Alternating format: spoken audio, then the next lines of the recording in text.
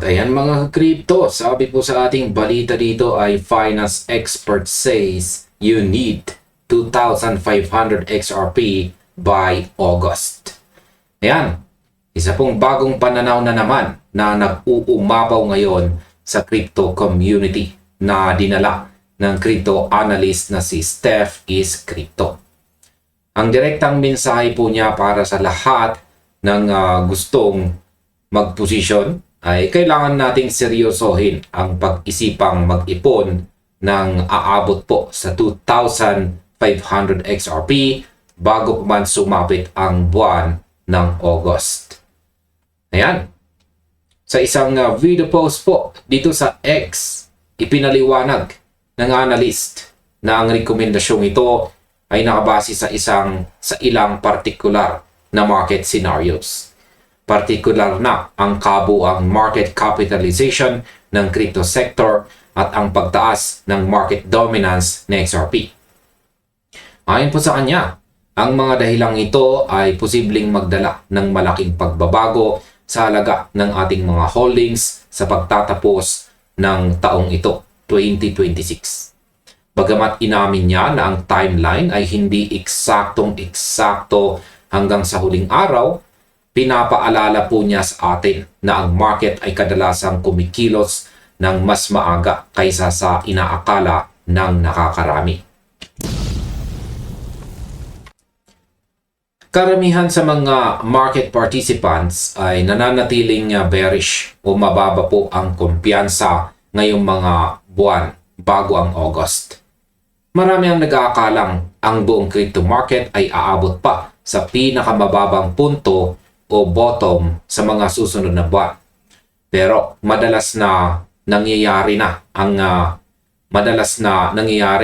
market ay tumatakbo ng hiwalay sa pangkalahatang consensus. Yan ang dahilan kung bakit ang maagang pagpwesto o positioning ay napakahalaga habang ang iba ay nagdadalawang isip pa.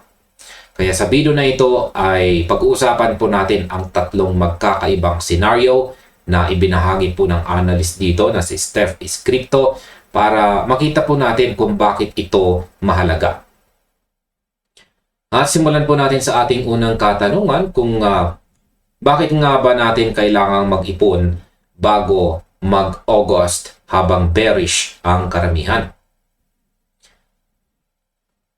Para maintindihan po natin ng lubusan ang pananaw na ito, kailangan nating tingnan kung paano po tumitingin ang isang analyst sa kasalukuyang takbo ng market. Yan, sabi ng analyst natin dito, you need 2,500 XRP by August. You have 10 days. Yan. Pinost po niya ang tweet na ito noong July 21. Kaya 10 days. Ngayon ay July 23 na po tayo ngayon. Kaya meron na lamang po tayong 7 days. Ayan. Ayon kay Steph, ang mga araw bago ang August ay critical dahil sa lakas ng negatibong sentiment ng publiko. Kapag ang kapangyarihan, kapag ang karamihan po pala ay takot at nag-aabang ng mas malalim na bagsak, kadalasan ay doon na ginagawa ng mga nakakakita ng malaking larawan ang kanilang pag-ipon.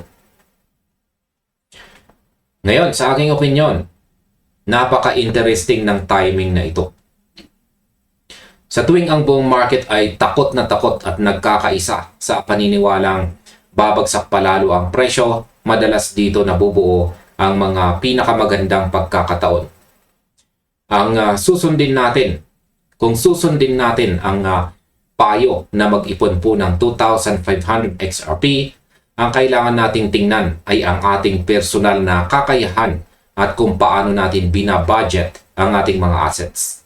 Hindi natin kailangang makisabay sa takot ng iba kung malinaw sa atin ang long-term potential ng asset.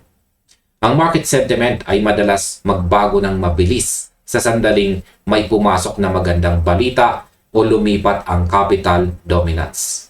Kaya naman, ang pag-iipon ngayon habang ang iba ay nag-aalinlangan ay isang hakbang na ginagawa ng mga may malalim na pananaw sa market.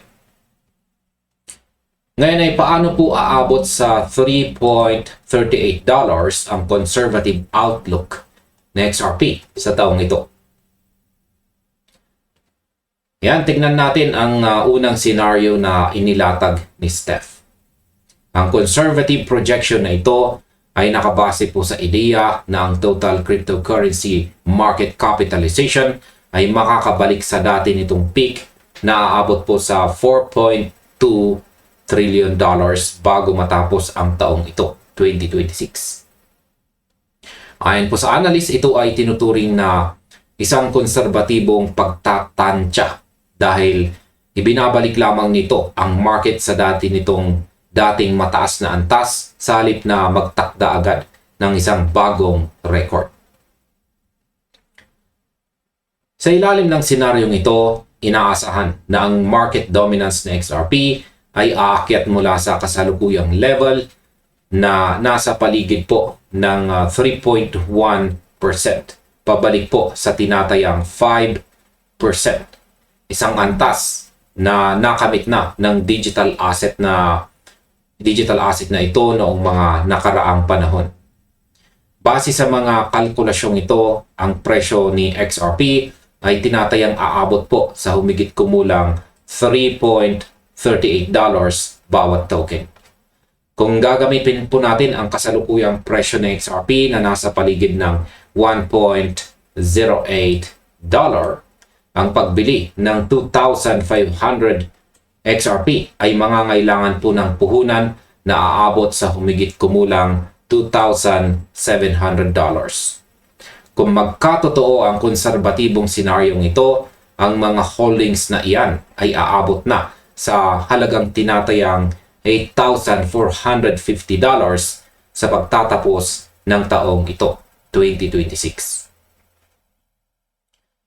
Para sa akin, ang conservative outlook na ito ay ang pinakamakatotohanan at madaling maabot na basihan para sa ating pagpaplano. Ang pagbabalik lamang ng market cap sa $4.2 trillion ay hindi na bago sa mundo ng crypto. Dahil nakita na natin ang ganyang klase ng liquidity influx noong mga nakaraang cycle. Ang pag-akyat ng dominance ng XRP patungong 5% ay napaka-posible, lalo na kung isasaalang-alang natin ang lumalawak na global utility nito sa banking at saka institutional settlements. Ang pagbili sa presyong $1.08 para magkaroon ng 2,500 XRP ay isa pong kalkuladong hakbang kung saan ang risk to reward ratio ay pabor sa atin. Ang $8,450 na halaga sa pagtatapos ng taon ay isang napakagandang paglago mula sa inisyal na puhunan. Ngayon ay makakamit ba natin ang $7.53 target kapag umabot sa $6 trillion ang crypto market cap?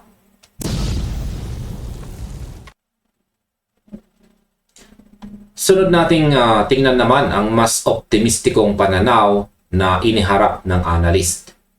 Dito, ang kabuuang halaga o valuation ng crypto market ay aakyat hanggang $6 trillion. Sa ganitong sitwasyon, ang market dominance ng XRP ay tataas naman patungong 7% na sumasalamin sa mas matibay at mas malakas na posisyon nito sa loob ng buong industriya ng cryptocurrency. Naniniwala po ang analyst na ang patuloy na paglago ng institutional adoption, ang pagpapalawak ng utility sa iba't ibang sektor, at ang patuloy na pag-unlad ng market ang magsisilbing pundasyon para maabot ang mga kondisyong ito. Base sa modelong ito, si XRP ay tinatayang aabot sa humigit kumulang $7.53 bawat token na maglalagay po sa kabuuang halaga ng 2,500 XRP sa humigit kumulang $18,825. Nilinaw naman ni Steph na ang projection na ito ay may mas mababang katiyakan kumpara sa konserbatibong senaryo. Ngunit pinapanatili niyang maaabot ito kung ang buong crypto sector ay makakaranas ng mas malakas na paglago kaysa sa inaasahan. Sa aking opinion, kung susuriin po natin ang $7.53 na target, dito na papasok ang tinatawag nating exponential growth. Ang $6 trillion market cap ay hindi imposible sa isang malakas na bull market environment, lalo na ngayong taong 2026 kung saan parami ng parami ang mga institusyong naglalagay ng pondo sa digital assets. Ang pagtaas ng dominance patungong 7% ay nagpapakita na si XRP ay hindi lamang sumasabay sa agos, kundi lumalampas sa paglago ng ibang altcoins. Ang pagpapalawak ng institutional adoption ang pinakapundasyon dito. Para sa akin, ang pagkakaroon po ng 2,500 XRP ngayon habang mababa pa ang presyo ay magbibigay po sa atin ng napakalaking kalamangan kapag nagsimula ng pumasok ang bulto ng institutional capital sa ikalawang bahagi ng taon. Paano naman magiging $42,350 ang halaga ng iyong XRP sa pinaka-bullish na scenario? Ang pinakahuli at pinakamalaking senaryo na binalangkas ng analyst ay umaasa sa isang mas malawak at mas agresibong pagpapalawak sa buong sektor ng cryptocurrency, kung saan ang total market capitalization ay aakyat hanggang $8.5 trillion.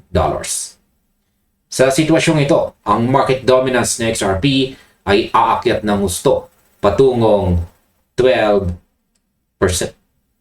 Isang antas na maihahambing ng analyst sa mga makasaysayang datos ng dominance mula sa mga nakaraang market cycles. Ngayon, sa ilalim ng pagtatansyang ito, tinatayang aabot sa XRP sa humigit kumulang $16.94 bawat token. Sa presyong ito, ang isang hawak na 2,500 XRP ay magkakaroon ng kahangahangang halaga na aabot sa humigit kumulang $42,350. Bagamat iniharap ito bilang isang optimistikong kaso sa halip na isang tiyak na hula, pinapanatili ng analyst na ang patuloy na paglaki ng utility at mga strategic na pakikipagsosyo ni XRP ay kayang sumuporta sa mas mataas na market dominance sa paglipas ng panahon. Yan, sa pagtatapos ng kanyang inalabas na pahayag, hinihikayat po niya ang lahat na pag-isipan kung alin sa tatlong senaryong ito ang pinakamakatotohanan, habang pinapaalala na ang mga modelong ito ay nagsisilbing sanggunian lamang at hindi mga garantisadong resulta. Sa aking opinyon, ang pag-abot po sa $16.94 ay ang rurok o ang peak ng pinaka-bullish na pananaw para kay XRP. Ang $8.5 trillion market capitalization kasama po ang 12% market dominance ay nangangailangan ng napakalaking pagpasok ng global liquidity. Bagamat ito ay mukhang napakataas para sa iba, sa mundo ng crypto, ang mga ganitong klase ng paggalaw ay nangyayari kapag nagtagpo ang regulatory clarity, mass adoption at ang tuloy-tuloy na paggamit ng mga institution. Ang pagkakaroon ng 2,500 XRP ay nagbibigay po sa atin ng pagkakataon na maging bahagi ng potensyal na paglago na ito na hindi kinakailangang manghula kung kailan eksaktong tatama ang peak ng market. Ang modelong ito ay nagbibigay po sa atin ng malinaw na direksyon kung paano natin titimbangin ang ating mga desisyon habang naghahanda po tayo para sa mga darating na buwan ngayong taong 2026. At hanggang dito na lamang po tayo sa video na ito mga kakripto. Maraming salamat sa inyong panonood. Maaaring panoorin na rin po ninyo sunod ang recommended video natin dito.